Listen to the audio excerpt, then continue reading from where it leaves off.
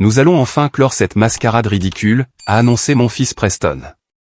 Au milieu de la salle d'audience, arborant un sourire que je n'avais jamais vu auparavant. C'était un sourire froid, calculé, victorieux.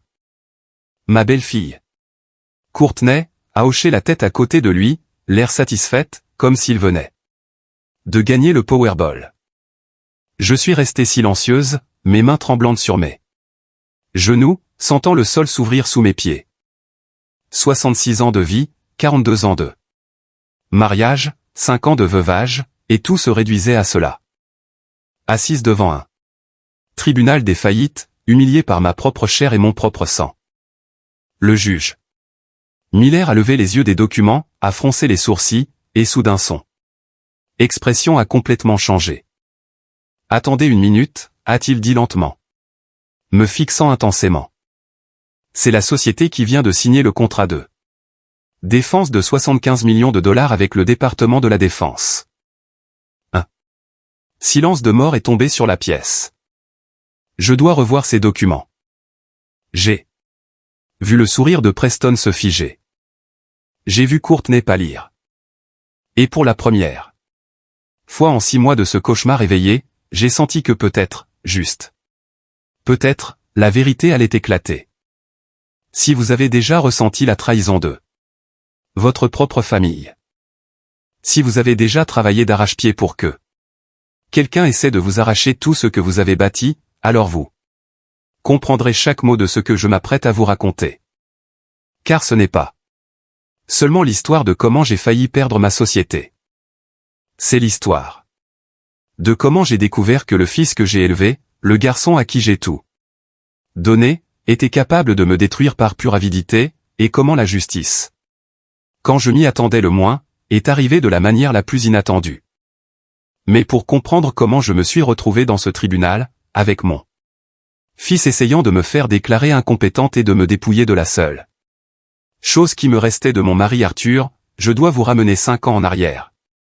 Au jour où tout a changé. Au jour où je me suis retrouvé complètement seul.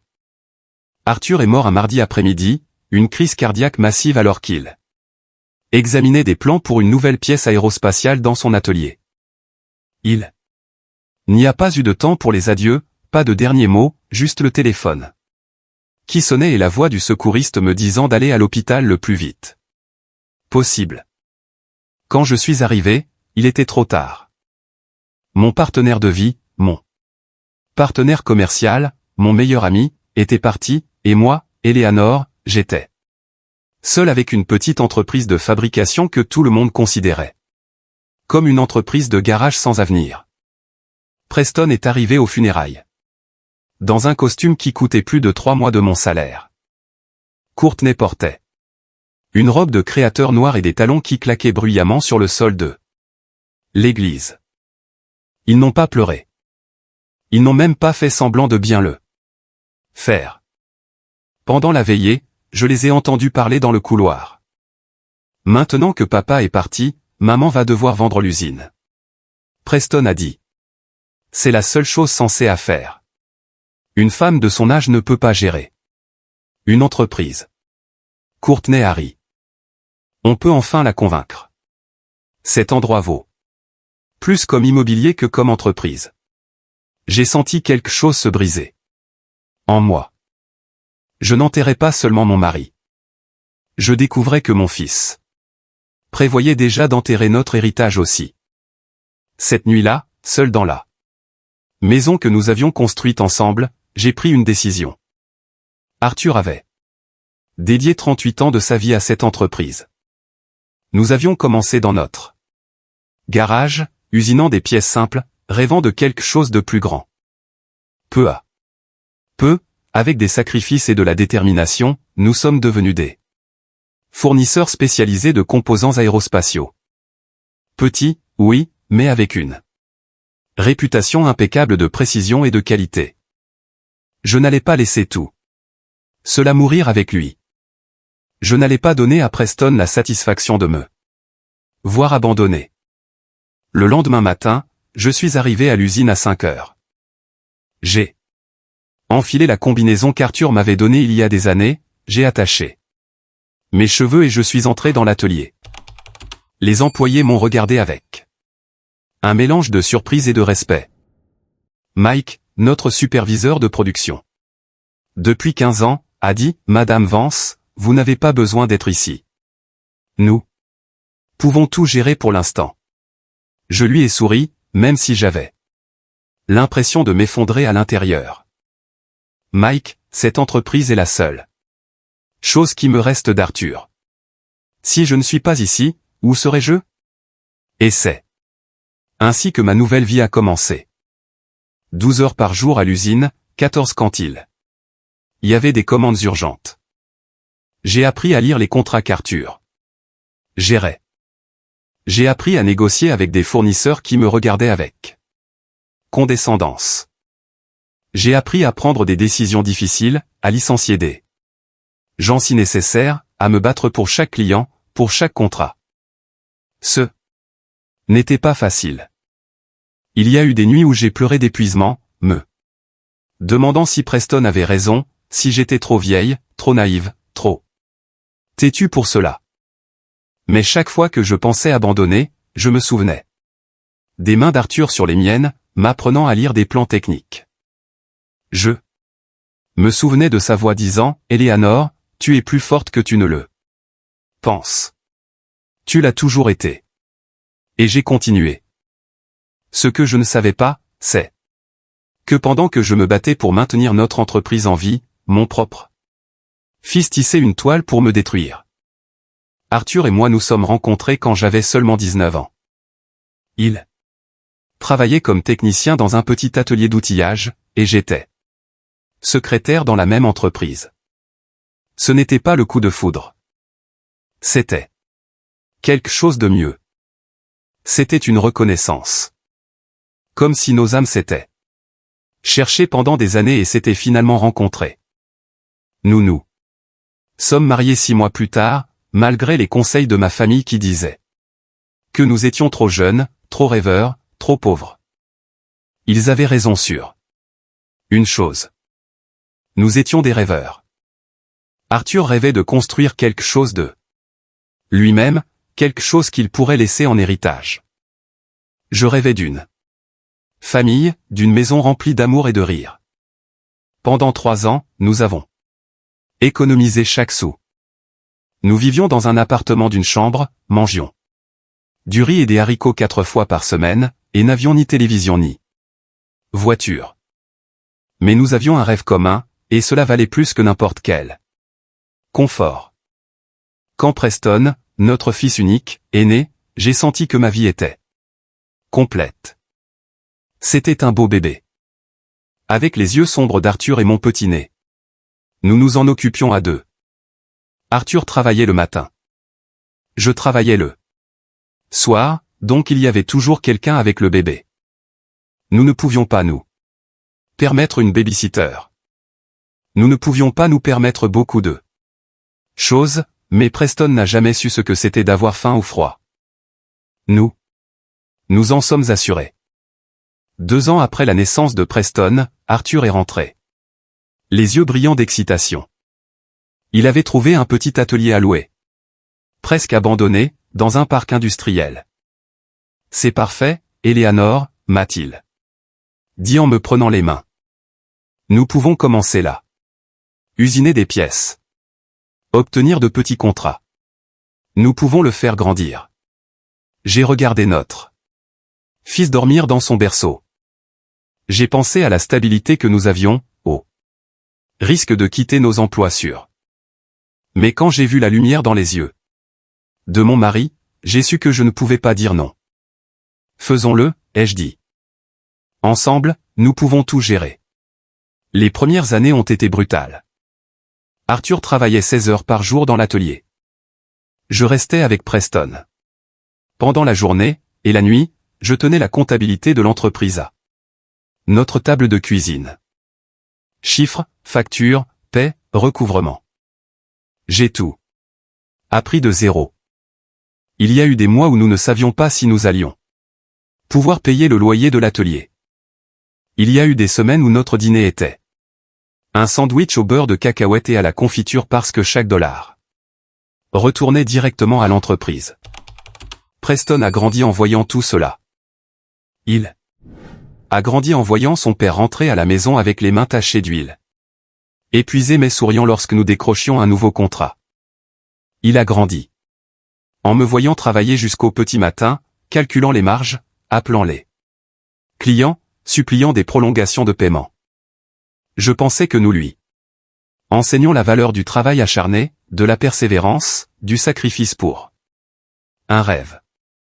Maintenant, je réalise que nous lui avons peut-être appris quelque chose de complètement différent. Quand Preston a eu 10 ans, l'entreprise a finalement commencé à se stabiliser. Nous avons décroché un contrat important avec un fabricant aérospatial qui avait besoin de pièces de précision. Arthur a embauché notre premier employé, puis le deuxième, puis le troisième. Nous avons déménagé dans une maison plus grande en banlieue. Nous avons acheté notre première voiture neuve. J'ai enfin pu quitter mon travail de nuit et me consacrer entièrement à la gestion de l'entreprise au côté d'Arthur. J'ai dit à Preston, vois, chérie, l'effort paie. Ton papa et moi avons construit tout cela de nos propres mains. Il m'a regardé avec ses yeux sombres qui me rappelaient tant Arthur et a dit quelque chose que j'aurais dû prendre comme un avertissement, mais que j'ai manqué pendant de nombreuses années. Maman, il y a des moyens plus rapides de gagner de l'argent. Il avait 10 ans. 10 ans. Et il pensait déjà que notre chemin avait été trop lent. Trop difficile, trop humble.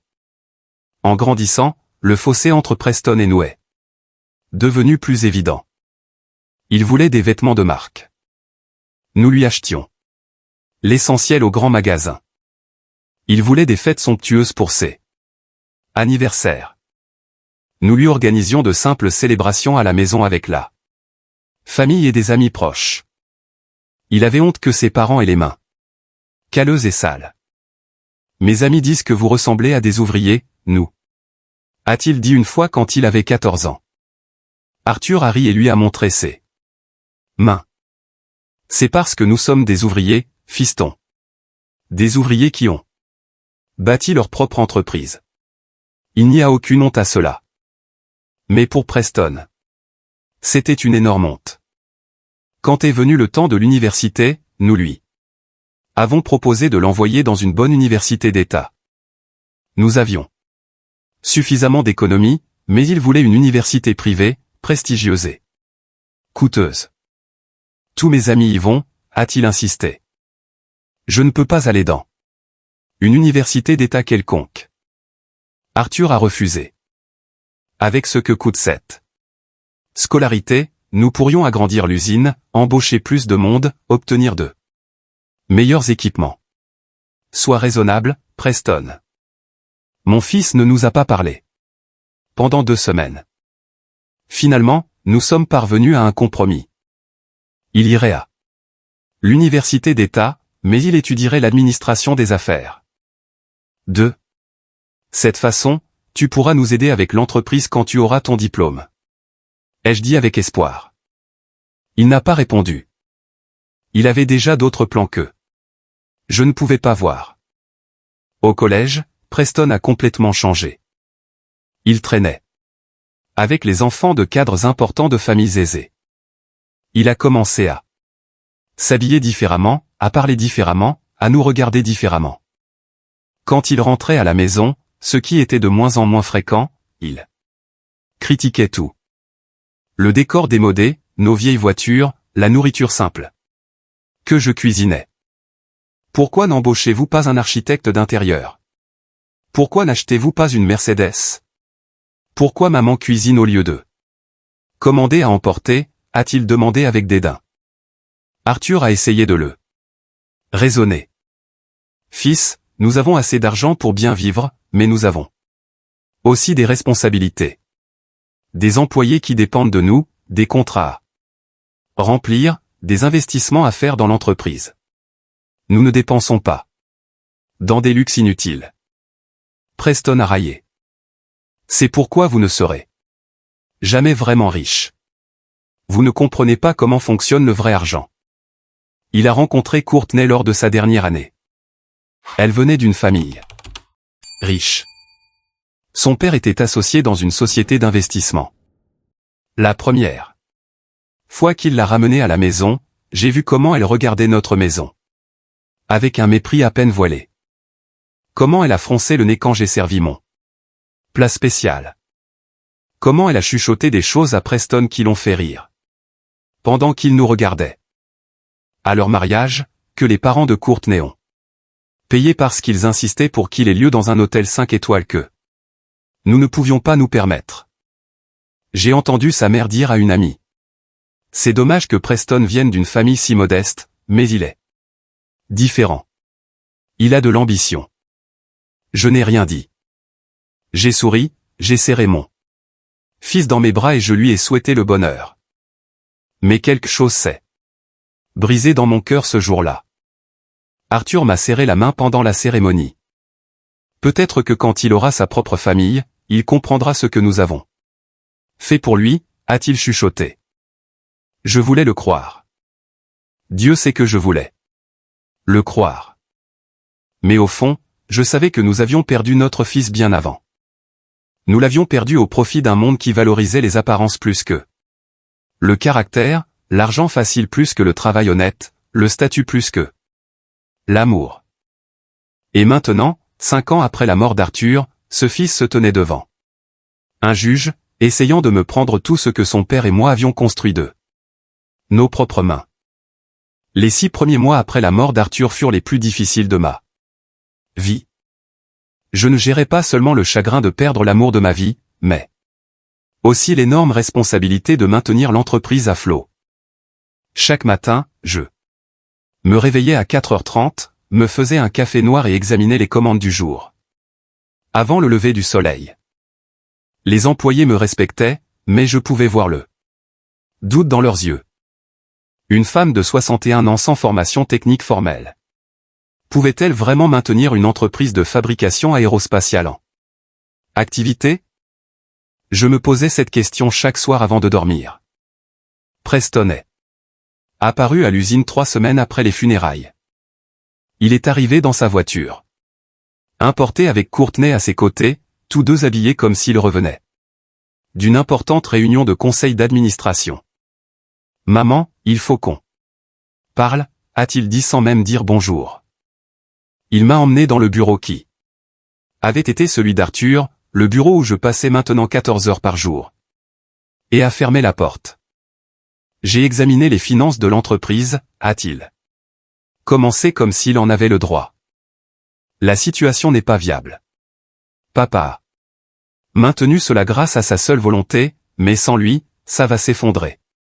J'ai des contacts avec des investisseurs qui sont intéressés par l'achat du terrain et de l'équipement. On pourrait obtenir un bon prix. J'ai senti mon sang bouillir. Cette entreprise n'est pas à vendre, Preston. Ton père a dédié sa vie à la construire, et je vais honorer cet héritage. Courtney est intervenue. Avec cette voix douce et vénéneuse qu'elle avait. Eleanor, sois réaliste. Tu n'as pas l'expérience ni l'énergie pour gérer ça. Il vaut mieux vendre maintenant que d'attendre que tout s'effondre et ne vaille plus rien. Je l'ai fixé. Cette conversation est terminée. J'ai du travail. Preston est devenu rouge de colère. Tu es têtu et irrationnel. Je vais t'empêcher de jeter à la poubelle tout ce que papa a construit à cause de ta stupide fierté. Il est sorti en trombe, claquant la porte.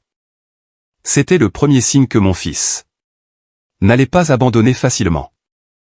Au cours des mois suivants, j'ai commencé à remarquer des choses étranges. Des appels d'anciens clients annulant des commandes sans explication claire. On nous disait que l'entreprise avait des problèmes financiers. L'un d'eux m'a dit, quand j'ai insisté pour connaître la raison, que le propriétaire actuel n'avait pas la capacité de respecter les délais. Je n'avais eu aucun retard. Chaque commande partait à temps avec la même qualité que toujours. Quelqu'un répandait des rumeurs. J'ai embauché un comptable pour auditer les finances. Parce que je commençais à douter de moi-même. Madame Vance, m'a-t-il dit. Après 2 semaines d'analyse. Votre entreprise est parfaitement saine. En fait, vos marges bénéficiaires se sont améliorées ces derniers mois. Je ne sais pas. Qui vous dit que vous avez des problèmes, mais ils mentent. J'ai ressenti du soulagement et de la rage en même temps. Soulagement parce que je ne devenais pas folle. Rage parce que je savais exactement qui était derrière tout ça. Lors des réunions de famille, qui devenaient de plus en plus tendues, Preston a commencé à faire des commentaires sur ma santé mentale devant d'autres membres de la famille. Maman est très stressée ces derniers temps, disait-il avec une fausse préoccupation. Parfois, elle oublie des choses, se mélange les dates. Je m'inquiète qu'elle soit seule à gérer autant. Je protestais, mais il souriait d'un air condescendant. Ne te fâche pas, maman. C'est normal à ton âge. C'est pourquoi tu devrais sérieusement envisager de prendre ta retraite. Courtney ajoutait son venin. Nous l'avons vue l'autre jour à l'épicerie. Elle semblait perdue. N'est-ce pas, chérie? Elle ne se souvenait plus où elle avait laissé la voiture. C'était un mensonge. Un mensonge complet. Mais elle le disait avec une telle conviction que certains proches me regardaient avec pitié. Un jour, Mike m'a appelé dans le bureau, alarmé. Madame, vous devez voir ça. Il m'a montré un email qu'il avait reçu de quelqu'un se présentant comme faisant partie du service des ressources humaines de notre entreprise. L'email instruisait les superviseurs de se préparer à un changement imminent de direction car la propriétaire actuelle serait déclarée incompétente. Je sais que vous n'enverriez jamais quelque chose comme ça, a dit Mike. Mais ça a été envoyé à tous les superviseurs. Quelqu'un essaie de créer le chaos. Nous avons tracé l'email. Il avait été envoyé depuis un faux compte, mais l'adresse IP remontait à un café près du bureau de Preston. Ce n'était pas une preuve définitive, mais c'était suffisant pour moi. J'ai confronté mon fils au téléphone. Je sais ce que tu fais, Preston. Je sais que tu essaies de me saboter. Il a ri. Maman, tu es paranoïaque. Peut-être que tu as vraiment besoin d'aide professionnelle.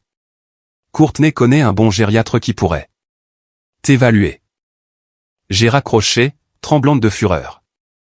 Les choses ont empiré. Des inspections surprises ont commencé à arriver à l'usine. OSHA, l'EPA, audit. Fiscaux. Chaque semaine, c'était quelque chose de différent. Nous passions toujours les inspections car notre opération était impeccable. Mais chaque visite signifiait du temps perdu, du stress supplémentaire, des employés nerveux. C'est comme si quelqu'un nous signalait constamment, a commenté notre avocat d'entreprise.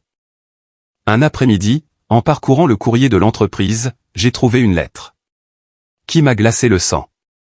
C'était une notification que notre ligne de crédit auprès de la banque avait été annulée. J'ai immédiatement appelé le directeur. Quelqu'un avec qui Arthur et moi avions travaillé pendant 15 ans. Je suis tellement désolé, Eleanor, a-t-il dit avec malaise. Nous avons reçu des informations préoccupantes concernant la stabilité de l'entreprise et il y a eu aussi un appel de votre fils. Il a dit que vous preniez des décisions financières irresponsables en raison d'un déclin cognitif. En tant que membre direct de la famille, il avait le droit d'exprimer son inquiétude. Et vous l'avez cru? Ai-je demandé incrédule, sans même vérifier avec moi. Il y a eu un silence à l'autre bout. Il a présenté des documents qui semblaient légitimes. Des rapports médicaux, des évaluations. Nous pensions agir dans votre meilleur intérêt. J'ai senti le monde s'écrouler. Ces rapports sont faux. Je n'ai jamais été évalué pour un déclin cognitif. Mon fils ment. Le directeur a toussé maladroitement. Eh bien, si c'est le cas, vous pouvez Déposer un recours formel. Mais le processus prend du temps. Du temps que je n'avais pas. Sans la ligne de crédit, je ne pouvais pas acheter de matériaux. Pour les grosses commandes. Je ne pouvais pas étendre les opérations. J'étais financièrement étranglé. Cette nuit-là, seul dans ma maison, j'ai pleuré pour la première fois depuis les funérailles d'Arthur. Non pas des larmes de tristesse, mais d'impuissance et de trahison. Mon propre fils me détruisait. Systématiquement, et il le faisait d'une manière légale si calculée que je ne savais pas comment l'arrêter. Mais alors je me suis souvenu de quelque chose. Qu'Arthur m'avait dit il y a des années, lorsque nous étions confrontés à un client difficile qui essayait de nous arnaquer sur un paiement. Éléanore, les gens cruels sous-estiment toujours ceux qu'ils considèrent faibles. C'est leur plus grande faiblesse. Laisse-les te sous-estimer et ensuite montre-leur qui tu es vraiment. J'ai essuyé mes larmes. Preston pensait qu'il m'avait acculé. Il pensait que j'étais juste une vieille femme confuse qui allait céder à sa campagne de harcèlement. Il ne savait pas que chaque appel suspect, chaque faux email, chaque inspection injustifiée, je documentais tout. Date, nom, preuve. Je construisais un dossier. Si mon fils voulait la guerre, il l'aurait. Mais ce serait une guerre qu'il n'avait jamais vue venir. J'ai discrètement embauché un avocat spécialisé dans la fraude d'entreprise. Je lui ai montré tout ce que j'avais collecté. Il a sifflé doucement. C'est grave, Madame Vance. Votre fils pourrait faire face à des accusations criminelles si nous prouvons qu'il a falsifié des documents médicaux et commis une fraude bancaire. Je lui ai demandé d'enquêter sur tout, mais de le faire discrètement. Je ne veux pas qu'il sache que je me prépare encore. Qu'il pense qu'il est en train de gagner. Pendant ce temps, en surface, je continuais à travailler 12, 14 heures par jour. Je continuais à sourire aux employés, à exécuter les contrats, à maintenir la qualité impeccable qui avait été la marque de fabrique d'Arthur, et en secret, je préparais ma contre-attaque. Ce que je ne savais pas, c'est que Preston préparait déjà son coup final. Le coup qu'il pensait me détruire complètement et lui donner tout ce qu'il voulait. La requête en faillite. Forcée. Tout a éclaté un mercredi après-midi, 3 mois après que j'ai commencé à documenter systématiquement toutes les attaques de Preston. J'étais dans l'atelier, vérifiant l'inventaire avec Mike, quand mon téléphone a sonné. C'était un numéro inconnu. J'ai répondu distraitement. Madame Éléanore Vance, veuve d'Arthur Vance, a demandé une voix formelle à l'autre bout. Je suis l'huissier de justice du tribunal de district. Je dois vous informer que vous avez été poursuivi par votre fils, Preston Vance, qui demande une déclaration d'incapacité juridique et la faillite forcée de votre entreprise pour mauvaise gestion. Le téléphone m'a presque échappé des mains. Quoi, fut tout ce que je pus articuler. L'huissier a continué d'une voix monotone, lisant des termes juridiques que je traitais à peine. Date d'audience, palais de justice. Obligation de comparaître, conséquence de l'absence. Quand il a raccroché, je suis resté paralysé, fixant le mur du bureau où était accrochée une photo d'Arthur et moi du jour où nous avions ouvert l'usine, souriant, plein d'espoir. Mike a remarqué mon visage pâle. « Madame, ça va ?» Je n'ai pas pu répondre. Je lui ai simplement tendu le téléphone où j'avais noté les informations. Je l'ai vu lire, l'ai vu pâlir aussi. Ce fils de pute, a-t-il marmonné. Pardonnez mon langage, madame, mais votre fils est un fils de pute. Je ne l'ai pas corrigé. Il avait raison. J'ai immédiatement appelé mon avocat, celui qui avait discrètement enquêté sur les activités de Preston. Je sais, a-t-il dit avant que je puisse parler. Je viens de recevoir une copie du dossier. C'est agressif, très agressif. Il a expliqué que Preston avait Déposer une plainte affirmant que je souffrais d'un grave déclin cognitif, que j'avais pris des décisions financières irresponsables, mettant l'entreprise en danger. Et qu'en tant que seul héritier direct, il avait le droit et l'obligation d'intervenir pour sauver les actifs familiaux. Et les preuves que nous avons collectées, ai-je demandé d'une voix tremblante. Les faux emails, les appels frauduleux, les rapports médicaux inventés. Mon avocat a soupiré. Tout cela est utile. Mais il a présenté des documents qui, en apparence, semblent légitimes. Nous devons prouver qu'ils sont faux et cela prend du temps. L'audience est dans 2 semaines. C'est très peu de temps pour construire une défense solide. Cette nuit-là, je n'ai pas dormi. Je me suis assise dans mon salon, entourée de cartons de documents d'entreprise, de photos, de 38 ans d'histoire, de plans techniques avec l'écriture d'Arthur dans les marges. Tout ce que nous avions construit, tout ce qui avait un sens allait être arraché par notre propre fils. Le lendemain, Preston est apparu à l'usine. Il n'était pas venu depuis des mois. Mais maintenant, il marchait avec la confiance de quelqu'un qui se considère déjà comme le propriétaire de l'endroit. « Maman » a-t-il dit sans aucune émotion dans la voix. « Je suis venu faire une dernière tentative d'être raisonnable. Laisse tomber ton opposition au procès. Accepte l'évaluation médicale et je m'assurerai que tu aies une retraite digne. Une allocation mensuelle, une petite maison, tout ce dont tu as besoin. Mais l'entreprise doit passer sous mon contrôle. » Je l'ai regardé sans le reconnaître.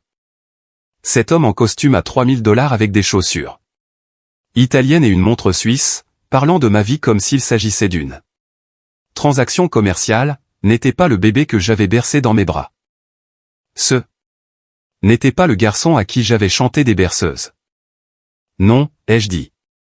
Simplement. Il a serré la mâchoire. Tu fais une erreur. Dans 2 semaines, le juge va de toute façon te déclarer incompétente. Pourquoi subir l'humiliation publique? Parce que ton père ne m'a pas élevé pour me soumettre au tyran. Ai-je répondu. Même si ce tyran est mon propre fils. J'ai vu un éclair de quelque chose dans ses yeux. Culpabilité, douleur. C'est passé si vite que j'ai pu l'imaginer. Comme tu veux, a-t-il dit froidement. Rendez-vous au tribunal. Et maman, prépare-toi à tout perdre. Les jours suivants furent un enfer de préparation juridique. Mon avocat travaillait 18 heures par jour à rassembler des preuves, à préparer des témoignages, à construire notre défense. Mais il y avait un problème. Preston avait été méticuleux. Chaque action frauduleuse qu'il avait commise était cachée derrière des couches de déni plausibles. Les faux emails provenaient de comptes anonymes. Les appels aux clients ne pouvaient pas être directement tracés jusqu'à lui. Les faux rapports médicaux avaient des signatures qui semblaient légitimes. C'est comme se battre contre un fantôme, a admis mon avocat. Frustré. Nous savons que c'était lui, mais le prouver légalement est une autre chose. Je n'allais pas abandonner. J'ai passé ces jours à examiner chaque document, chaque email, chaque appel téléphonique des derniers mois, à la recherche de cette erreur, de cette preuve qui prouverait définitivement la conspiration de Preston. Et puis, 6 jours avant l'audience, quelque chose s'est passé qui allait tout changer. J'étais dans mon bureau à 23 heures, épuisé, à examiner de vieux contrats quand mon téléphone a vibré. C'était un message d'un numéro que je ne reconnaissais pas. Madame Vance, je suis Franck, l'avocat qui a travaillé avec votre fils sur le procès. Je dois vous parler d'urgence. Ce que Preston fait n'est pas juste. J'ai des informations qui peuvent vous aider. Mon cœur s'est emballé. Un piège? Une opportunité? J'ai décidé de prendre le risque. J'ai répondu en demandant à le rencontrer dans un restaurant public le lendemain. Je suis arrivée tôt, nerveuse, observant chaque visage qui entrait. Frank s'est avéré être un homme d'une quarantaine d'années, l'air fatigué et coupable. Il s'est assis en face de moi et sans préambule a dit « J'ai démissionné du cabinet ce matin. Je ne peux pas faire partie de ce que Preston fait. » Il a expliqué. Il m'a embauché pour monter un dossier juridique, mais quand j'ai réalisé qu'il était basé sur des documents falsifiés et une diffamation systématique, je lui ai dit que je ne pouvais pas continuer. Il m'a menacé, a dit qu'il détruirait ma carrière si je ne coopérais pas. Il a sorti une enveloppe Kraft de sa mallette. Voici tout. Des enregistrements de conversations où Preston admet que les rapports médicaux sont faux. Des emails où il donne des instructions à Courtney d'appeler vos clients, prétendant être un employé inquiet. Des virements bancaires montrant qu'il a payé quelqu'un pour falsifier votre signature sur des documents. Tout. J'ai pris l'enveloppe avec des mains tremblantes. Pourquoi faites-vous ça? Pourquoi m'aider? Frank m'a regardé avec tristesse. Parce que ma mère est morte l'année dernière. Je n'ai jamais eu la chance de lui dire à quel point je l'admirais, à quel point j'appréciais ses sacrifices. Quand je vois ce que Preston vous fait, une femme qui a travaillé toute sa vie pour lui donner tout, je ne peux pas en faire partie. Ma conscience ne me le permet pas. Cette nuit-là, mon avocat et moi avons examiné chaque page de l'enveloppe. C'était de l'or pur, des preuves irréfutables, admissibles au tribunal, prouvant chaque point de notre défense. Preston n'avait pas seulement essayé de prendre l'entreprise. Il avait commis une fraude, un faux et usage de faux, et une conspiration. Il pourrait faire face à des accusations criminelles. Mais il y avait plus. Parmi les documents, j'ai trouvé quelque chose qui m'a fait pleurer de rage et de tristesse. Simultanément. Une série de messages entre Preston et Courtney discutant de ce qu'il fallait faire avec l'entreprise une fois qu'il l'aurait. Nous vendons le terrain immédiatement, a écrit Courtney. Liquidons l'équipement. Avec un peu de chance, nous obtenons 2 millions. Nous achetons le Pantouse dans la communauté fermée et oublions cette usine sale pour toujours, a répondu Preston. Parfait. Maman ne saura jamais que l'entreprise valait beaucoup plus. Au moment où elle s'en rendra compte, nous aurons déjà dépensé l'argent. Ce n'était pas seulement de la cupidité. C'était de la pure cruauté. Il prévoyait non seulement de voler l'entreprise, mais de la détruire, d'effacer l'héritage d'Arthur, et de dépenser l'argent en luxe pendant que je vivais dans l'illusion. Pensant qu'il avait sauvé quelque chose, j'ai fermé les yeux et j'ai senti la présence d'Arthur à mes côtés. Je pouvais presque l'entendre chuchoter, « Maintenant tu les as, mon amour. Maintenant montre-leur qui tu es. » Mais il restait une dernière chose que mon avocat a découverte 3 jours avant. L'audience. Quelque chose que même Frank ne savait pas.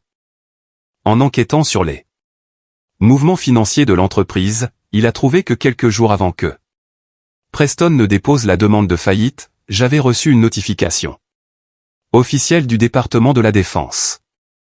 Ils avaient accepté notre proposition pour un contrat de 5 ans pour fabriquer des composants essentiels pour les systèmes aérospatiaux, 75 millions de dollars, le plus grand contrat de l'histoire de notre entreprise. La notification était arrivée dans mon email. Mais une copie physique avait également été envoyée à l'adresse de l'entreprise. Cette copie ne m'est jamais parvenue. Nous avons vérifié les registres de réception. Quelqu'un l'avait signée et l'avait prise. La signature était illisible, mais la date correspondait au jour où Preston avait visité l'usine. Pour la seule fois au cours des 6 derniers mois. Il savait. Il savait pour le contrat de 75 millions de dollars. Et pourtant, il a déposé la demande de faillite alléguant que l'entreprise n'était pas viable. Ce n'était pas seulement une fraude. C'était un sabotage économique à grande échelle.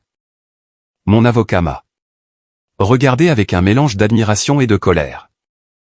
Madame Vance, quand le juge verra cela, Preston ne perdra pas seulement le procès. Il pourrait aller en prison. J'ai hoché la tête lentement. Une partie de moi, la mère qui vivait encore dans un coin de mon cœur, ressentait de la douleur pour ce que j'étais sur le point de faire à mon fils. Mais la femme qu'Arthur avait aimée, la battante qui avait construit une entreprise à partir de zéro, savait exactement ce qu'elle devait faire. Que justice soit faite, ai-je dit fermement. Qu'en soit le coup. Le jour de l'audience s'est levé, froid et gris. Je me suis réveillé à 4 heures du matin après à peine 2 heures de sommeil agité. J'ai fixé le plafond de ma chambre, la même pièce que j'avais partagée avec Arthur pendant 42 ans, et j'ai ressenti son absence comme une douleur physique dans ma poitrine. J'aimerais que tu sois là, ai-je chuchoté à l'obscurité. J'aimerais que tu vois ce qu'est devenu notre fils. Je me suis levé, j'ai pris une douche et j'ai sorti du placard la robe grise que j'avais portée aux funérailles d'Arthur. Elle était sombre, digne, appropriée. J'ai relevé mes cheveux en un simple chignon. Je ne portais aucun bijou, à l'exception de mon alliance. Je voulais que le juge voie exactement ce que j'étais, une femme de 66 ans qui avait travaillé toute sa vie. Et non une vieille dame sénile incapable de gérer ses propres affaires. Mon avocat est venu me chercher à 7 heures. Pendant le trajet jusqu'au palais de justice, nous avons revu la stratégie une dernière fois. Ils vont attaquer en premier, a-t-il expliqué. Ils présenteront leurs preuves de votre prétendue incompétence. Des témoignages payés, de faux rapports médicaux, tout l'arsenal. Laissez-les se noyer dans leurs propres mensonges, et ensuite nous présenterons les nôtres. J'ai hoché la tête, l'estomac noué. Nous sommes arrivés au palais de justice 20 minutes en avance. Le bâtiment était imposant avec des colonnes de marbre et des couloirs qui résonnaient à chaque pas. Je n'y étais allé qu'une seule fois auparavant. Il y a des années, quand Arthur et moi avions eu un litige contractuel avec un fournisseur, nous avions gagné cette affaire. Je priais Dieu que nous gagnerions celle-ci aussi. Preston et Courtney étaient déjà là, assis sur un banc dans le couloir. Ils portaient un costume sombre impeccable, qui coûtait probablement plus que la paie mensuelle de mon atelier. Courtney portait un ensemble de créateurs couleur crème et des talons si hauts que je me demandais comment elle pouvait marcher avec. Quand ils m'ont vu, Preston s'est levé avec un sourire qui n'atteignait pas ses yeux. Maman, a-t-il dit fort? Assez fort pour que les autres dans le couloir puissent t'entendre. Je suis content que tu sois venu. Je sais que c'est difficile pour toi, mais c'est pour le mieux. Tu verras. Il agissait comme s'il me rendait service, comme si détruire ma vie était un acte d'amour filial. Je ne lui ai pas répondu. Je suis simplement entré dans la salle d'audience, la tête haute. J'ai entendu Courtney chuchoter quelque chose à Preston et ils ont tous les deux ri. Ce son m'a transpercé comme un couteau. La salle d'audience s'est vite remplie. J'ai reconnu certains de mes employés qui étaient venus me soutenir. Mike, notre contremaître, Norma, la comptable, d'autres qui avaient travaillé avec Arthur et moi pendant des années. Leur visage montrait de l'inquiétude et de la loyauté. De l'autre côté, Preston avait amené certains de ses amis d'affaires. Des gens que je ne connaissais pas, probablement pour donner l'impression qu'ils avaient un soutien communautaire. Le juge Miller est entré à 9 heures précises. C'était un homme d'environ 55 ans avec des cheveux gris et une expression sérieuse qui ne révélait rien. Tout le monde se lève, a annoncé l'huissier. Le tribunal est maintenant en session. Affaire numéro 2847. Preston Vance. Contre Eleanor Vance. Requête en déclaration d'incapacité et faillite. Involontaire. L'avocat de Preston était un homme que je ne connaissais pas, un Homme imposant avec une voix forte qui a commencé sa déclaration liminaire avec un récit conçu pour me faire passer pour une vieille femme confuse et têtue. Votre honneur, a-t-il commencé. Nous sommes ici parce qu'un fils inquiet essaie de sauver l'héritage de son père de la mauvaise gestion d'une femme qui, avec tout le respect que je lui dois, n'a plus les facultés mentales pour diriger une entreprise complexe. Pendant l'heure suivante, ils ont présenté leur cas. Ils ont fait venir un soi-disant médecin qui a témoigné avoir évalué mon comportement à distance et détecté des signes de déclin cognitif. Ils ont fait venir un comptable qui a affirmé que les finances de l'entreprise montraient des décisions erratiques et irresponsables. Ils ont même fait venir un témoin qui a prétendu m'avoir vu confuse à l'épicerie, incapable de me souvenir où j'avais garé ma voiture. Tout était un mensonge. Tout était du théâtre. Mais ils l'ont présenté avec une telle conviction, avec tant de documents apparemment légitimes que j'ai vu le juge prendre des notes avec une expression de plus en plus sérieuse. J'ai senti la panique commencer à me monter à la gorge. Et s'il les croyait? Et si nos preuves n'étaient pas suffisantes? Preston a témoigné. Sous serment, il a regardé le juge avec des yeux feignant la douleur et l'inquiétude. Votre honneur, j'aime ma mère. Tout ce que je fais est pour son propre bien. Depuis la mort de mon père, je l'ai vue se détériorer. Elle oublie des rendez-vous importants, prend des décisions sans consulter personne, refuse d'écouter les conseils professionnels. L'entreprise que mon père a construite est au bord de l'effondrement à cause de son entêtement. Il a marqué une pause comme si cela lui faisait mal de continuer. Je sais qu'elle pense que je la trahis. Mais un jour, quand elle sera en sécurité, bien soignée, j'espère qu'elle comprendra que j'ai fait cela par amour. Je voulais crier. Je voulais me lever et le traiter de menteur, de manipulateur, de traître, mais mon avocat m'a serré doucement le bras. Attendez, a-t-il chuchoté. Pas encore. Courtney a également témoigné, des larmes qui semblaient réelles coulant sur ses joues parfaitement maquillées.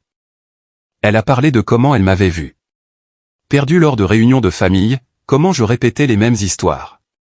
Encore et encore, comment elle avait trouvé de la nourriture avariée dans ma cuisine parce que j'avais soi-disant oublié les dates. C'est douloureux de voir quelqu'un que vous aimez s'effacer ainsi, a-t-elle dit d'une voix brisée. Mais Preston fait ce qu'il faut, même si c'est difficile. Le juge Miller a tout écouté attentivement.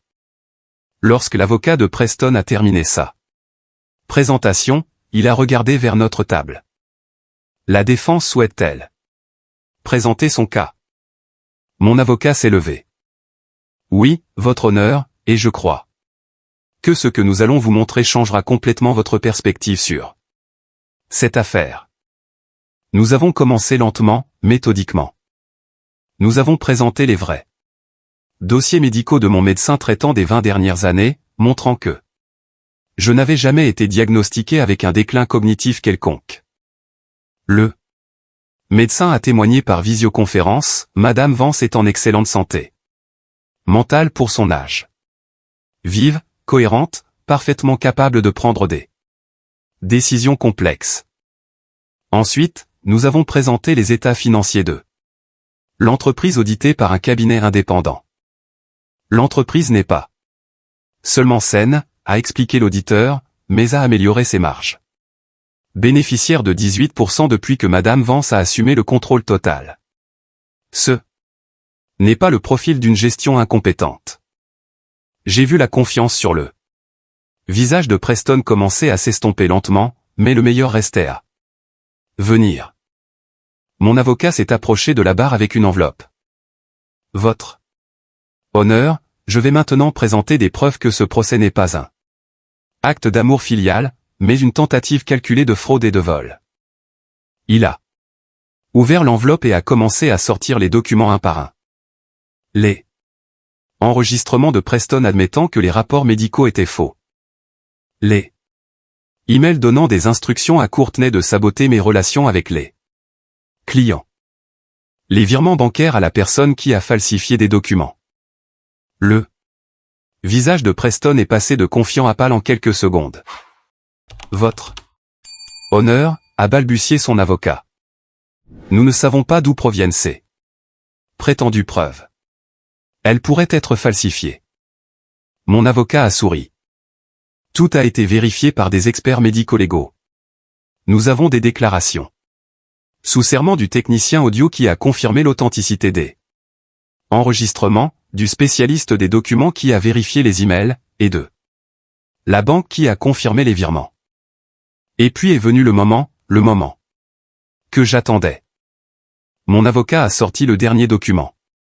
Votre honneur, il y a un détail supplémentaire que la Cour doit connaître. Monsieur Preston Vance a déposé cette plainte alléguant que l'entreprise de sa mère est en faillite. Qu'elle n'est pas viable, qu'elle est au bord de l'effondrement. Il a marqué une pause dramatique.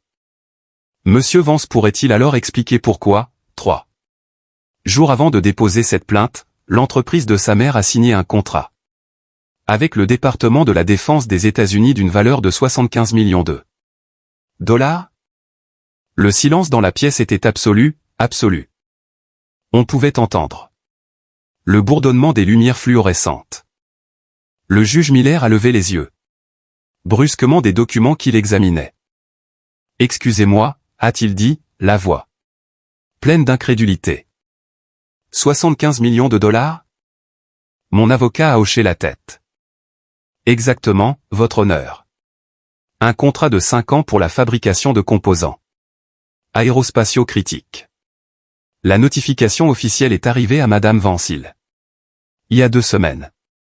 Mais curieusement, la copie physique envoyée à l'entreprise a disparu le jour même où Monsieur Preston Vance a fait sa seule visite à l'installation en 6 mois. Le juge Miller a regardé Preston avec une expression qui aurait pu geler l'enfer. Attendez un instant, a-t-il dit lentement. Chaque mot chargé d'autorité. C'est la société qui vient de signer le contrat de défense de 75 millions de dollars. Il m'a regardé directement. Madame Vance, êtes-vous la propriétaire de Précision Aérospace Components? J'ai hoché la tête, la voix nouée dans la gorge. Oui, votre honneur. Le juge a sifflé doucement. Je dois voir ce contrat tout de suite. Mon avocat s'est approché de la barre et a remis au juge Miller une copie certifiée conforme du contrat avec le DOD. J'ai vu ses yeux parcourir les pages, j'ai vu son front se plisser davantage à chaque ligne qu'il lisait. Le silence dans la pièce était si dense que je pouvais le sentir appuyé contre ma poitrine. Preston est resté immobile à son siège, le visage pâle.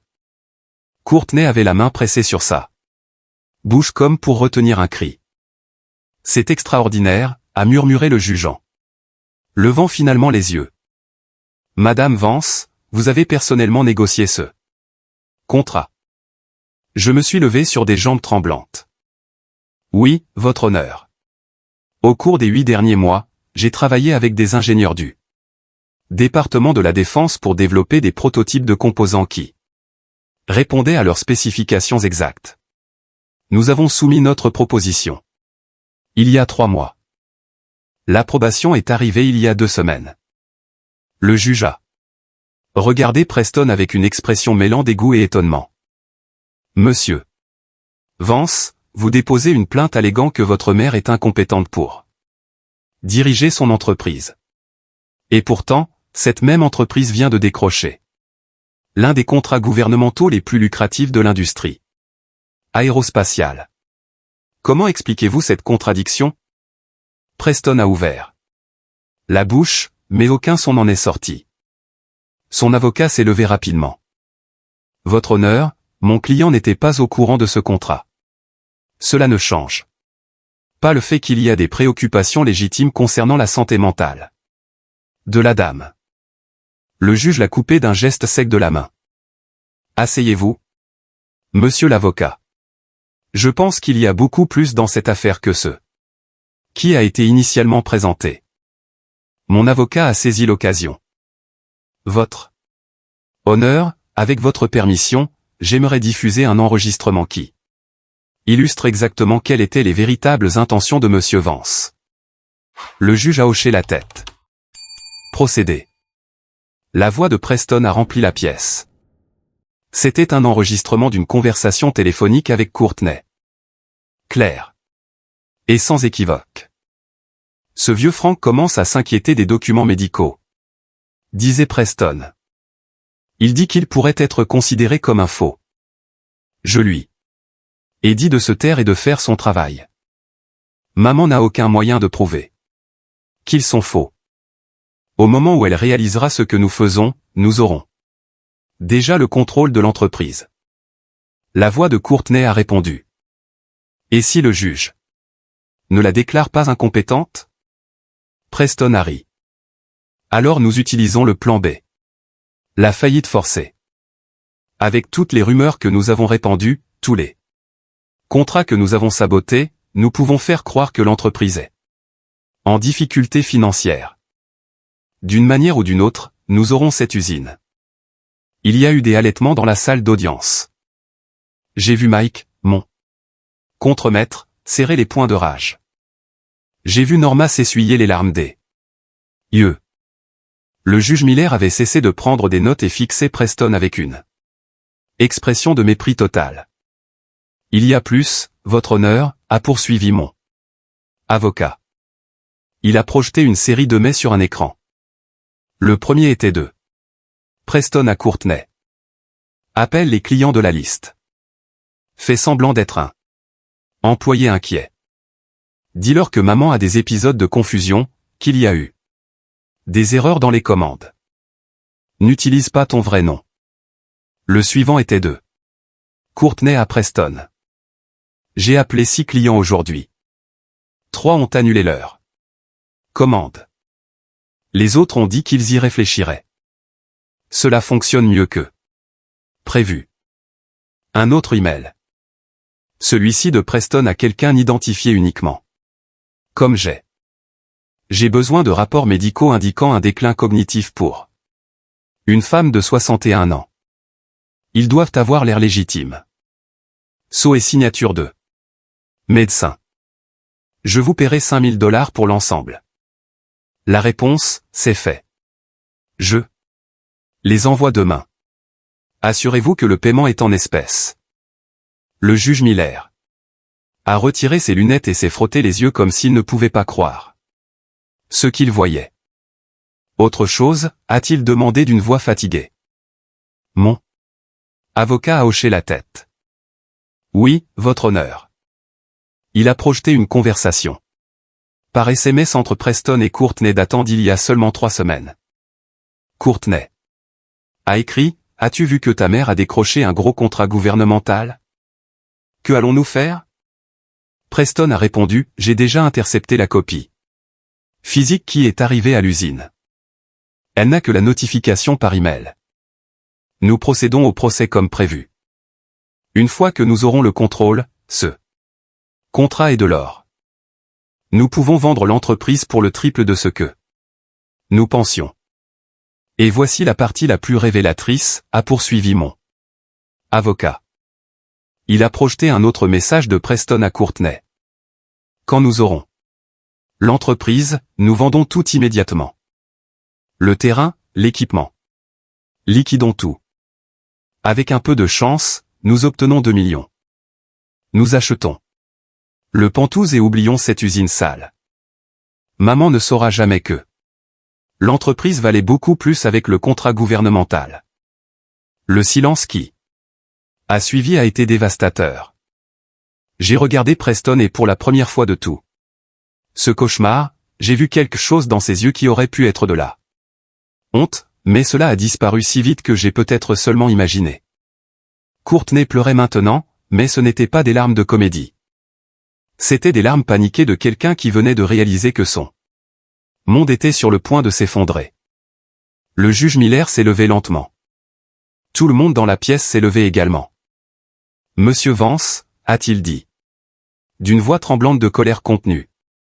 Au cours de mes 25 ans sur le banc, j'ai vu de nombreuses affaires désagréables, mais rarement ai-je vu quelque Chose d'aussi calculée, d'aussi cruelle, d'aussi complètement méprisable que ce qui vient d'être révélé dans cette salle d'audience. Il a regardé Preston droit dans les yeux. Vous n'avez pas seulement essayé de voler votre mère. Vous avez essayé de détruire sa réputation, sa santé mentale perçue, son entreprise, son héritage. Et vous l'avez fait avec une froideur qui suggère une absence totale de conscience. Preston a essayé de parler. Votre honneur, je ne faisais que. Le juge a levé une main. Non, vous avez assez menti pour aujourd'hui. Ce procès est immédiatement rejeté. De plus, j'ordonne une enquête criminelle pour faux et usage de faux, fraude, complot en vue de commettre une fraude et sabotage économique. Il s'est tourné vers moi. Madame Vance, je suis profondément désolé que vous ayez dû traverser cette expérience. Il est évident que vous êtes une femme d'affaires compétente, capable, parfaitement maîtresse de ses facultés. Votre entreprise est entre d'excellentes mains. Les vôtres. J'ai senti des larmes commencer à couler sur mes joues. Des larmes de soulagement, de vindication, de douleur pour tout ce que j'avais dû endurer. Le juge a poursuivi, de plus, j'émets une ordonnance de restriction temporaire. Monsieur Vance, vous ne pouvez pas approcher votre mère, son entreprise ou l'un de ses employés tant que l'enquête criminelle dure. Si vous le faites, vous serez arrêté immédiatement. Preston s'est levé, chancelant. Vous ne pouvez pas faire ça. C'est ma mère. J'ai des droits. Le juge l'a coupé. Vous avez renoncé à ces droits lorsque vous avez décidé de la trahir de la manière la plus vile possible. Huissier, raccompagnez Monsieur Vance hors de ma salle d'audience. Et Monsieur Vance, je vous suggère fortement d'engager un avocat en défense pénale. Vous en aurez besoin. J'ai regardé l'huissier accompagner Preston vers la porte. Il s'est tourné pour me regarder une dernière fois. Il n'y avait plus d'arrogance, plus de sourire froid et calculateur, juste un homme réalisant enfin qu'il avait détruit tout ce qui comptait par pure cupidité. Maman, a-t-il commencé à dire, mais je ne pouvais plus entendre. J'ai détourné le regard. Courtney a couru après lui, sanglotant, ses talons au claquant sur le sol en marbre de la salle d'audience, les portes se sont refermées derrière eux, et pour la première fois en 6 mois, j'ai senti que je pouvais respirer complètement. Les jours qui ont suivi le procès furent étrangement calmes. Je suis retourné à l'usine, m'attendant à ressentir du soulagement, de la paix, peut-être même de la joie. Mais ce que je ressentais était un vide profond et douloureux. J'avais gagné la bataille juridique. Oui, j'avais exposé Preston pour ce qu'il était. Vraiment. J'avais sauvé l'entreprise, mais j'avais aussi perdu mon fils. Et même si j'essayais de me convaincre qu'il m'avait perdu le premier, la douleur d'une mère ne comprend pas la logique. Mike m'a trouvé dans le bureau 3 jours après le procès, fixant la fenêtre donnant sur l'atelier où Arthur avait passé tant d'heures. Madame Vance, a-t-il dit doucement. Nous sommes tous très heureux que vous ayez gagné. Mais vous n'avez pas l'air heureuse. Je me suis tourné vers lui avec un sourire que je savais peu convaincant. Ça va, Mike? Juste fatigué. Il a secoué la tête. Avec tout le respect que je vous dois. Madame, vous n'allez pas bien et ce n'est pas grave de ne pas aller bien. Ce que votre fils vous a fait, personne ne devrait avoir à traverser ça. Il avait raison. Je n'allais pas bien. Je dormais mal, mangeais encore moins. Chaque fois que mon téléphone sonnait, une partie de moi espérait que c'était Preston qui appelait pour s'excuser, pour expliquer, pour dire que tout avait été une terrible erreur. Mais mon téléphone est resté silencieux. Il n'a pas appelé. Je ne savais pas si cela me soulageait ou me brisait encore plus. Et puis là, vraie riposte a commencé. Une semaine après le procès, mon avocat m'a appelé. La voix tendue. Eleanor, il faut que tu viennes à mon bureau immédiatement. Quelque chose est apparu. Je suis arrivé 30 minutes plus tard, le cœur battant.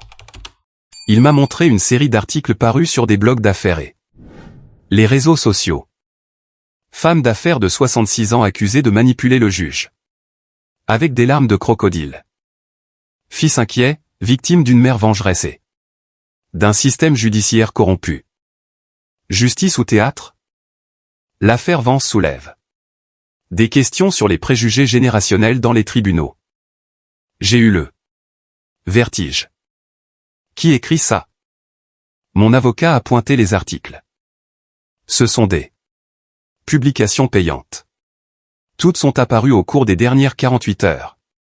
Quelqu'un dépense beaucoup d'argent pour une campagne de dénigrement contre vous. Je n'ai pas eu besoin de demander qui. Preston n'allait pas abandonner. Simplement parce qu'il avait perdu au tribunal. Les articles sont devenus plus virulents.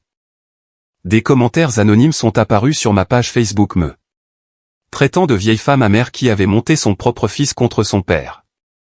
Sur la page de l'entreprise, de faux avis une étoile ont commencé à apparaître. Entreprise mal gérée par une propriétaire sénile. Qualité terrible. Ne respecte pas les contrats. Ne faites pas confiance à cette entreprise. Elle est en faillite.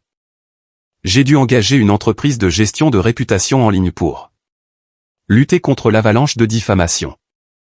Chaque jour était une nouvelle bataille. Nous supprimions un faux commentaire et 5 autres apparaissaient. Nous signalions un avis frauduleux et 10 nouveaux surgissaient. C'était épuisant, infini, démoralisant. Mais le pire est arrivé 2 semaines après le procès. J'ai reçu un appel du département de la Défense. Madame Vance, a dit l'agent contractant d'une voix formelle. Nous avons reçu des informations préoccupantes concernant votre entreprise, des allégations d'instabilité administrative, des litiges juridiques, des questions sur votre capacité à remplir les termes du contrat. Nous avons besoin que vous veniez à Washington pour une révision formelle de votre statut d'entrepreneur. J'ai senti le monde s'arrêter. Qui vous a fourni cette information? Ai-je demandé d'une voix tremblante.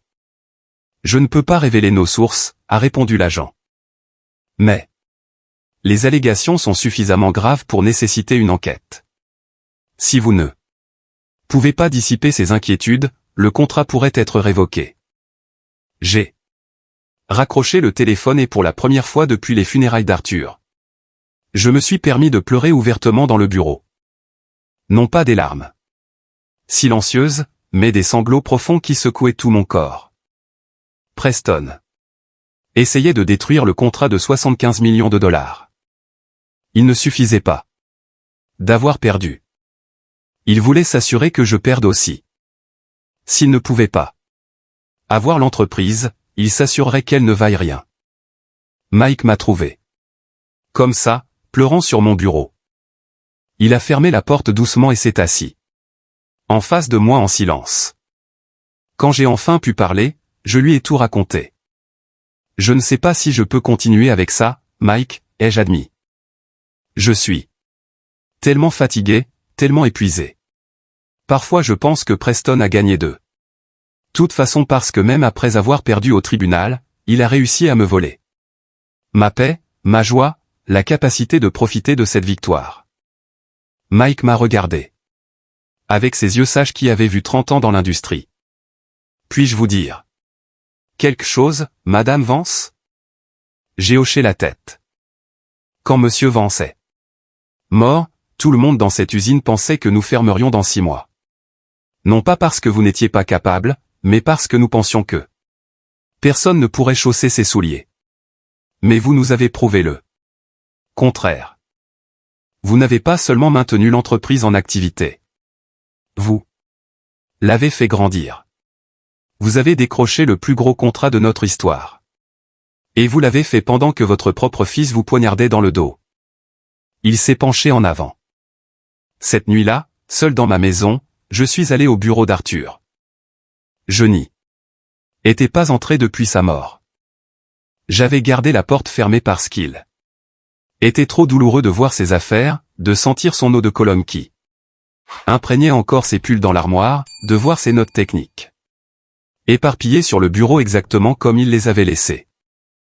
Mais cette nuit-là, j'avais besoin d'être près de lui. Je me suis assise dans sa chaise et j'ai regardé autour de moi. Ses livres d'ingénierie, ses outils, ses photographies, et puis j'ai vu quelque chose que je n'avais pas remarqué auparavant. Dans le coin de son bureau, sous une pile de papier, se trouvait une enveloppe avec mon nom écrit de sa main. Mon cœur s'est arrêté. Avec des mains tremblantes, je l'ai ouverte. Ma très chère Éléanore, commençait la lettre. Si tu lis ceci, cela signifie que je suis parti plus tôt que prévu.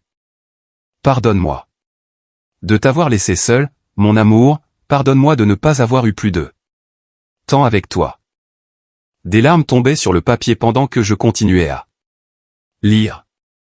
Je sais que tu t'inquiètes pour l'avenir de l'entreprise. Je sais que tu doutes de toi, mais je dois te dire quelque chose. Tu as toujours été le véritable cerveau derrière cette entreprise. J'étais bon avec mes mains, avec les outils, mais tu étais brillante avec les chiffres, avec la stratégie, avec les gens. Cette entreprise a survécu toutes ces années, non pas grâce à mes compétences techniques, mais grâce à ta vision. J'ai continué à lire à travers les larmes. Je sais aussi que Preston te décevra. Je le savais depuis qu'il était jeune. Il a ton intelligence mais pas ton cœur. Et sans cœur, l'intelligence ne sert qu'à faire du mal. Le moment venu, quand il essaiera de prendre ce que nous avons construit ensemble, je veux que tu te souviennes de ceci. Tu ne lui dois rien. Tu lui as donné la vie, l'amour, des opportunités. S'il choisit de les gâcher, c'est son choix, pas ton échec. La dernière partie de la lettre disait, Éléanore, amour de ma vie. Sois forte. Sois courageuse. Et surtout, sois fidèle à qui tu es. Ne laisse personne, pas même notre propre fils, te faire oublier ta valeur. Tu es extraordinaire. Tu l'as toujours été. Je t'aimerai pour toujours, Arthur. J'ai serré la lettre contre ma poitrine et j'ai pleuré jusqu'à ce qu'il n'y ait plus de larmes. Et puis lentement, j'ai senti quelque chose changer en moi. Arthur avait raison. J'avais permis à la douleur et à la trahison de m'affaiblir. J'avais permis à Preston de me voler ma force. Mais plus maintenant. Je me suis levé, j'ai glissé la lettre dans mon sac et j'ai pris le téléphone. J'ai appelé mon avocat. Préparé une contre-plainte. Ai-je dit d'une voix ferme. Je veux poursuivre Preston pour diffamation, sabotage économique, et tout ce que nous pourrons prouver et trouver qui est derrière cette campagne sur les réseaux sociaux. Je veux des noms, et je veux des conséquences. Puis j'ai appelé un ami qui travaillait dans les relations publiques. J'ai besoin que tu racontes mon histoire, la vraie histoire. Je ne vais pas me cacher pendant que mon fils répand des mensonges. Et enfin, j'ai préparé une présentation complète pour le département de la Défense, documentant chaque aspect de l'entreprise, chaque succès, chaque employé loyal, chaque contrat parfaitement exécuté au cours des 5 dernières années. Arthur avait raison. J'étais plus forte que je ne le croyais, et il était temps de le prouver. La présentation devant le DOD était prévue un mardi à 10 h du matin à Washington DC. J'ai voyagé la veille, accompagné de mon avocat et de Mike, qui a insisté pour venir témoigner sur les opérations de l'usine. Dans l'avion, j'ai repassé ma présentation encore et encore. Je ne pouvais pas me permettre d'erreur. Ce contrat n'était pas seulement une question d'argent. C'était la validation de tout ce qu'Arthur et moi avions construit. C'était la preuve que j'étais capable et je n'allais pas laisser Preston me l'arracher. La réunion a eut lieu dans un imposant bâtiment gouvernemental avec des gardes de sécurité et des détecteurs de métaux. On nous a fait attendre dans une salle de conférence austère aux murs gris et à une longue table. 5 officiers du département de la Défense sont arrivés, tous avec des expressions sérieuses et impénétrables. L'officier principal, un colonel à la retraite nommé Thompson, a ouvert la réunion directement. Madame Vance. Nous sommes ici parce que nous avons reçu des informations remettant en question votre capacité à respecter les termes de notre contrat. Ce sont des allégations graves. Vous avez 1 heure pour nous convaincre que nous devrions maintenir cet accord. J'ai respiré profondément. Et j'ai commencé non pas avec des chiffres ou des graphiques, mais avec la vérité. Colonel Thompson. Messieurs, je m'appelle Eleanor Vance, veuve d'Arthur Vance. J'ai 66 ans. Mon mari Arthur et moi avons fondé Précision Aérospace Components il y a 38 ans dans notre garage. Il est décédé il y a 5 ans. Et depuis, j'ai dirigé cette entreprise seul. J'ai fait une pause. Il y a 3 semaines, mon fils unique a tenté de me prendre cette entreprise, alléguant que j'étais incompétente. Il a perdu au tribunal lorsque ces accusations se sont avérées frauduleuses. Maintenant, il essaie de saboter ce contrat car s'il ne peut pas avoir mon entreprise, il veut s'assurer qu'elle ne vaut rien. J'ai vu la surprise sur les visages des officiers, j'ai continué. Mais je ne suis pas ici pour parler de mon fils. Je suis ici pour parler de mon entreprise et pourquoi nous méritons votre confiance. J'ai ouvert mon ordinateur portable et j'ai projeté la première diapositive. Pendant les 40 minutes suivantes, je leur ai tout montré. Chaque contrat exécuté au cours des 5 dernières années. Chaque commande livrée à temps ou en avance. Des témoignages de clients sur la qualité de notre travail. Des certifications de qualité. Des photos de l'atelier montrant des équipements de pointe. Des vidéos de nos employés expliquant les processus de contrôle qualité. Mike a pris la parole pour expliquer les aspects techniques. J'ai travaillé avec Monsieur Vance pendant 15 ans avant sa mort. A-t-il dit avec fierté. Et laissez-moi vous dire quelque chose, Madame Vance n'a pas seulement maintenu les normes qu'il avait établies. Elle les a augmentées. Elle a investi dans de nouvelles technologies, formé le personnel, amélioré les processus. Cette entreprise est plus forte maintenant que lorsque Monsieur Vance était vivant et ce n'est pas un manque de respect envers lui. C'est un témoignage de son leadership extraordinaire. J'ai présenté des états financiers audités montrant une croissance constante, des lettres de recommandations d'autres entrepreneurs gouvernementaux. J'ai même apporté une pièce physique que nous avions fabriquée pour un projet DOD précédent. Une pièce si précise que les tolérances étaient mesurées en microns. Cette pièce a été fabriquée sous ma supervision directe il y a 2 ans, ai-je expliqué. Elle a passé toutes les inspections de qualité avec un score parfait. C'est ce que nous faisons. C'est qui nous sommes. Le colonel Thompson a pris la pièce et l'a examinée attentivement. Fabrication impressionnante, a-t-il admis. Puis il m'a regardé directement. Madame Vance, pouvez-vous expliquer spécifiquement les allégations que nous avons reçues concernant les litiges juridiques, l'instabilité administrative, le manque de capacité opérationnelle? J'ai sorti un épais dossier. Je peux faire mieux que les expliquer. Je peux vous montrer exactement d'où elles proviennent. Je leur ai remis des copies. Des SMS entre Preston et Courtney où ils discutaient de la possibilité de contacter le département de la Défense pour semer le doute sur la capacité de maman à exécuter de gros contrats. Je leur ai montré des relevés téléphoniques prouvant que Preston avait appelé le bureau des contrats du département 3 fois au cours de la dernière semaine en utilisant un faux nom. Mon fils essaie de détruire ce contrat par vengeance, ai-je dit clairement. Non pas parce que mon entreprise est incapable, non pas parce qu'il y a de vrais problèmes. Mais parce qu'un juge l'a démasqué comme un fraudeur, et maintenant il veut me punir.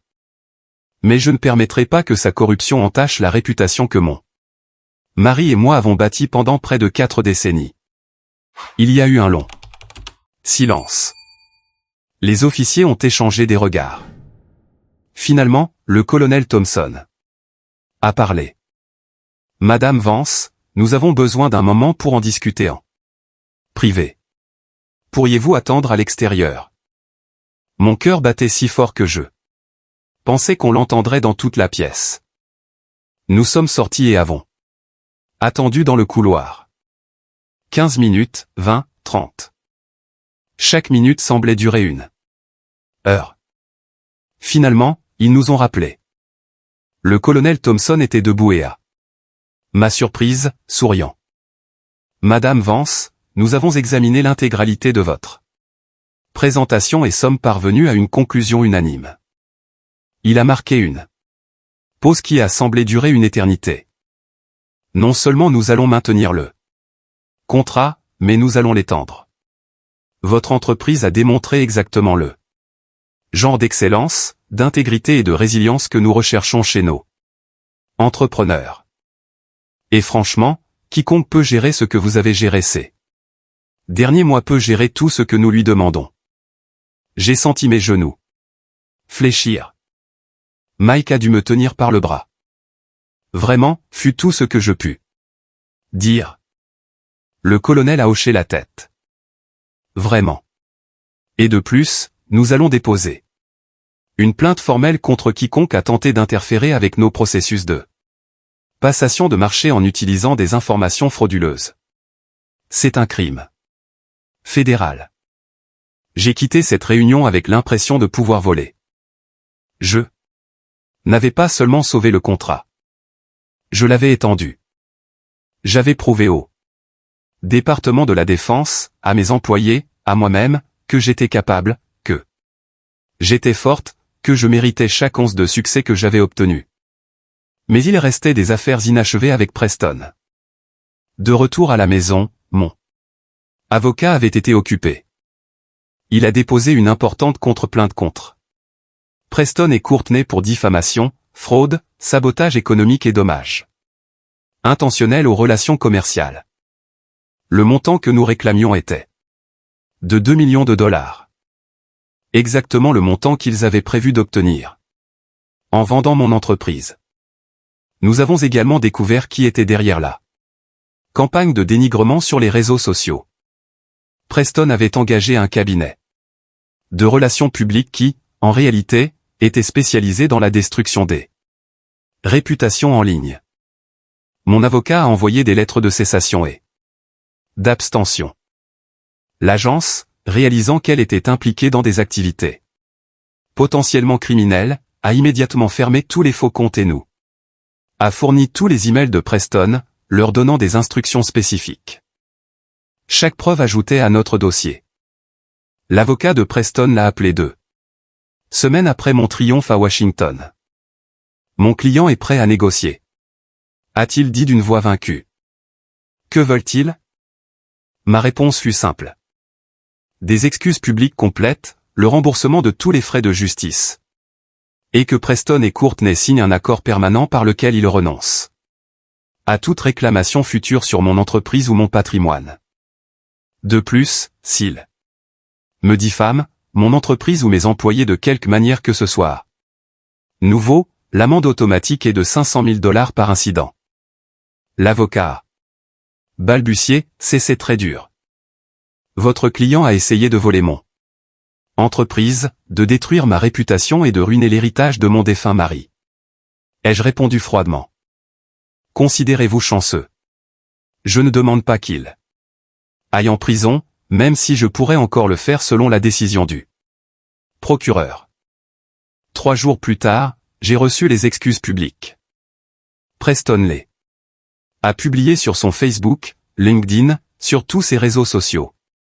Je tiens à m'excuser publiquement auprès de ma mère, Eleanor Vance, veuve d'Arthur Vance, pour les fausses accusations que j'ai portées contre elle et son entreprise. Précision Aérospace Components. Mes actions étaient erronées, injustifiés, ont causé un préjudice important à une femme qui ne méritait rien de tout cela. J'assume l'entière responsabilité de mon comportement et de ses conséquences. Ce n'était pas suffisant. Rien ne suffirait à guérir la douleur qu'il avait causée. Mais c'était quelque chose. C'était une reconnaissance.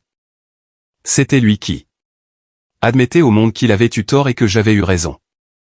Les accusations criminelles ont été déposées par le procureur. Preston risquait jusqu'à 5 ans de prison pour faux et usage de faux et fraude. Son avocat a négocié un accord de plaidoyer, 2 ans de probation, 500 heures de travaux d'intérêt général et une amende de $100 000. Il lui a également été interdit de participer à toute activité commerciale impliquant des contrats gouvernementaux pendant 10 ans. Sa carrière d'entreprise, qu'il avait tant valorisée au détriment de sa famille, était détruite. Les entreprises n'embauchent pas de cadre ayant un casier judiciaire pour fraude. Courtney l'a quitté 3 mois plus tard, emportant la moitié de ses biens lors du divorce. J'ai entendu dire qu'il avait dû vendre son Penthouse, sa voiture de luxe, tout ce qu'il avait valorisé plus que sa propre mère. Une partie de moi, la mère qui ne meurt jamais complètement soit la douleur subie, a ressenti de la peine pour lui. Mais la femme qu'Arthur avait aimée, la combattante qui avait sauvé son entreprise contre vent et marée, savait que c'était justice, non vengeance. Justice? Cela fait 2 ans depuis ce jour au tribunal. 2 ans depuis que mon fils a essayé de me détruire et a fini par se détruire lui-même. 2 ans depuis que j'ai découvert une force en moi dont je ne soupçonnais même pas l'existence. Je suis assise dans mon bureau. Le même bureau où Arthur a passé tant d'heures à rêver de l'avenir de notre entreprise. Mais maintenant, la vue depuis la fenêtre est différente. Là où il y avait autrefois un modeste atelier, il y a maintenant une installation moderne de 15 000 mètres carrés. Nous employons 120 personnes, le triple de ce que nous avions quand Arthur était vivant. Le contrat du département de la Défense a non seulement été exécuté parfaitement, mais il nous a permis de décrocher 4 contrats supplémentaires. L'année dernière, notre chiffre d'affaires a dépassé les 20 millions de dollars. Mais ce ne sont pas les chiffres qui me font sourire chaque matin quand j'arrive au travail. C'est de voir Mike, maintenant vice-président des opérations, former la nouvelle génération d'ingénieurs. C'est de voir Norma, notre comptable, fière de gérer une entreprise qui nécessite maintenant un service financier complet. C'est de savoir que 120 familles dépendent des emplois que nous avons créés, et que chacune de ces familles dort paisiblement, sachant que leur source de revenus est solide. J'ai utilisé une partie des bénéfices pour créer quelque chose dont Arthur avait toujours rêvé, la fondation Arthur Vance pour l'éducation en fabrication avancée. Nous accordons des bourses à des jeunes issus de familles à faible revenu qui souhaitent étudier l'ingénierie. Chaque année, 10 étudiants reçoivent une bourse complète, des stages dans notre entreprise et un mentorat. La première génération de boursiers a obtenu son diplôme le mois dernier. Voir leur visage plein d'espoir et de gratitude m'a rappelé pourquoi tout cela compte. À l'entrée de l'usine, j'ai installé une plaque de bronze. Elle porte une photographie d'Arthur avec son sourire caractéristique, ses mains tachées de graisse, ses yeux brillants de fierté. En dessous, on lit « Arthur Vance 1952 à 2020, fondateur, visionnaire, mari bien-aimé. Il a construit de ses mains, rêvé de son cœur, inspiré par son exemple. Son héritage vit dans chaque pièce que nous fabriquons, dans chaque vie que nous touchons, dans chaque rêve que nous réalisons. Chaque matin quand j'arrive au travail, je touche doucement cette plaque. Bonjour, mon amour, je chuchote. Et je jure que parfois je peux sentir sa présence. Fier de ce que nous avons accompli. Et Preston, je ne lui ai pas parlé depuis 2 ans. Je sais par des connaissances mutuelles qu'il travaille comme consultant indépendant, qu'il a emménagé dans un appartement Modeste, que Courtney a épousé un homme d'affaires plus prospère et ne le contacte plus. Je sais que parfois il passe devant l'usine, regardant ce qui aurait pu être le sien s'il avait choisi l'amour plutôt que la cupidité. Il y a 3 mois, j'ai reçu une lettre de lui. La première communication directe. Depuis l'affaire judiciaire. Je l'ai ouverte avec des mains tremblantes, ne sachant pas à quoi m'attendre. Maman, commençait-elle d'une écriture hésitante. Que je ne reconnaissais pas. Je sais que je n'ai aucun droit de vous écrire. Je sais que je ne mérite pas votre pardon, mais je dois vous faire savoir qu'il ne se passe pas un jour sans que je regrette ce que j'ai fait. Non pas pour les conséquences que j'ai subies, mais parce que je comprends enfin ce que j'ai perdu. Je n'ai pas perdu une entreprise. J'ai perdu la femme la plus extraordinaire que j'ai jamais connue. J'ai perdu ma mère. La lettre continuait. Sur 3 pages. Il parlait de thérapie, de faire face à sa cupidité et son arrogance, de finalement comprendre les valeurs qu'Arthur et moi avions essayé de lui enseigner. Elle se terminait par « Je ne m'attends pas à ce que vous me pardonniez. Je ne m'attends pas à faire partie de votre vie à nouveau. J'espère seulement qu'un jour vous pourrez vous souvenir de moi tel que j'étais enfant. Avant de me perdre et que vous garderez cette version de moi dans un coin de votre cœur. Je vous aime, maman. Je vous ai toujours aimé, même quand ma cupidité ne me laissait pas le voir. Preston. J'ai pleuré en lisant cette lettre. J'ai pleuré pour le garçon qu'il avait été, pour l'homme qu'il était devenu, pour les années que nous avions perdues. Je ne lui ai pas encore répondu. Je ne sais pas si je le ferai un jour. Le pardon n'est pas quelque chose qui peut être forcée. Et la blessure qu'il a laissée est profonde. Mais j'ai gardé la lettre dans le tiroir de mon bureau à côté de la dernière lettre d'Arthur. Peut-être qu'un jour je serai prête à construire ce pont.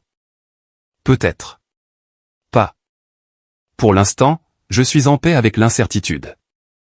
Ce que je sais, c'est ceci.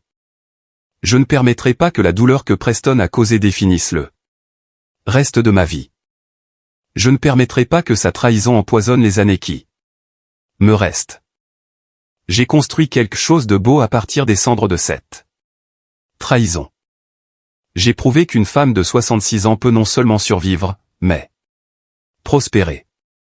Que l'âge ne détermine pas la capacité. Que la force ne vient pas des muscles mais du caractère. La semaine dernière, un magazine économique m'a interviewé. Ils m'ont demandé quel était mon secret de réussite. Je leur ai dit la vérité. Il n'y a pas de secret, juste un travail acharné, une intégrité inébranlable, et le refus absolu de laisser quiconque vous dire que vous n'êtes pas assez. Pas même quand cette personne est votre propre fils. Aujourd'hui, alors que le soleil se couche sur l'usine, je regarde les employés quitter le poste de l'après-midi. Ils se disent au revoir avec des sourires, faisant des projets pour le week-end, assurés de la stabilité de leur emploi. C'est ma vraie victoire, pas l'argent, pas les contrats, mais de savoir que j'ai honoré l'héritage d'Arthur, que j'ai protégé ce que nous avons construit ensemble, que j'ai prouvé que l'amour et le travail acharné l'emporteront toujours sur la cupidité et la trahison. Je me lève et regarde une dernière fois la photographie d'Arthur sur mon bureau. Nous y sommes arrivés, mon amour, je dis à voix haute. Ce n'était pas facile. Ce n'était pas ce que nous attendions, mais nous y sommes arrivés. Et puis, pour la première fois en 7 ans, je ressens quelque chose que je pensais avoir perdu pour toujours. Je ressens la paix parce que j'ai appris la leçon la plus importante de toutes. Le plus grand héritage que nous puissions recevoir n'est pas l'argent ou la propriété. C'est la force d'affronter la trahison et d'en ressortir plus fort. C'est le courage de défendre ce qui est juste, même si cela signifie affronter ceux que nous aimons le plus. C'est la dignité de savoir que nous vivons avec intégrité, peu importe. À quel point les autres autour de nous tombent. Arthur m'a laissé une entreprise, mais il m'a laissé quelque chose de beaucoup plus précieux. Il m'a laissé l'exemple de vivre avec honneur et c'est un héritage que personne, pas même mon propre fils, ne pourra jamais me prendre. Je ferme le bureau pour la dernière fois aujourd'hui. Demain, je commence des vacances que j'ai reportées pendant des années. Je voyagerai dans les endroits qu'Arthur et moi avons toujours rêvé de visiter mais pour lesquels nous n'avons jamais eu le temps. Je prendrai ses cendres avec moi et les disperserai dans les montagnes qu'il aimait tant. Et quand je reviendrai, je continuerai à construire. Je continuerai à rêver. Je continuerai à prouver qu'il n'est jamais trop tard pour être fort. Pour être courageux, pour être exactement qui vous étiez destiné à être. C'est mon histoire. L'histoire de comment j'ai failli tout perdre et découvert que j'avais déjà tout ce dont j'avais besoin à l'intérieur.